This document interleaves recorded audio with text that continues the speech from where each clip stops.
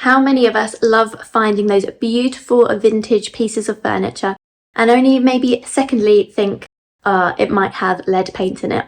It is serious to find lead paint. You need to know what you're looking for, how to test for it, and what to do with it if you do find lead paint. So let's have a look. So why did I suspect lead paint on these drawers? I picked these up from a couple who had had them for decades, which meant there was a good chance that they had been originally painted or repainted with lead paint during that time. Other signs that you might be dealing with lead paint include crackling of the paint, also if it has a yellow tinge to it, or if it is peeling. This has got quite a lot of history to it. It is from 1942.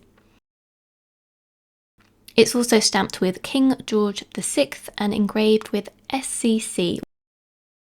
Home testing kits for lead are really simple and straightforward to use. It costs about £10 to £15 to get this packet of 60 swabs, or you could also get testing strips. In this case, you need to spray white vinegar on the end of the swab until it turns a mustard colour. Wipe it over the area for 30 to 60 seconds and then compare the colour of the swab against the colour gradient on the pot. If you get any traces of the darkest colour of red, then it shows that lead is present and it is something that you need to manage. If you found lead paint, there's a couple of things you can do. Firstly, you can buy an encapsulant lead paint, which is a special paint that you use to protect the lead, essentially seal it in, and then do your normal coat of paint on top of that.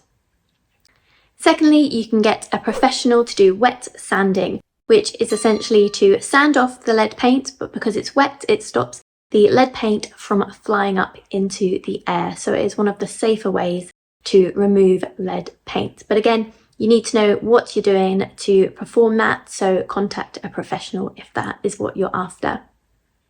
It is particularly serious to have lead paint chips near pets or children, so for me it is not worth the risk of restoring these drawers, even though they look like they've got some really interesting history to them. So I will be giving these to a new owner, someone who knows they have lead paint in them and can restore them properly.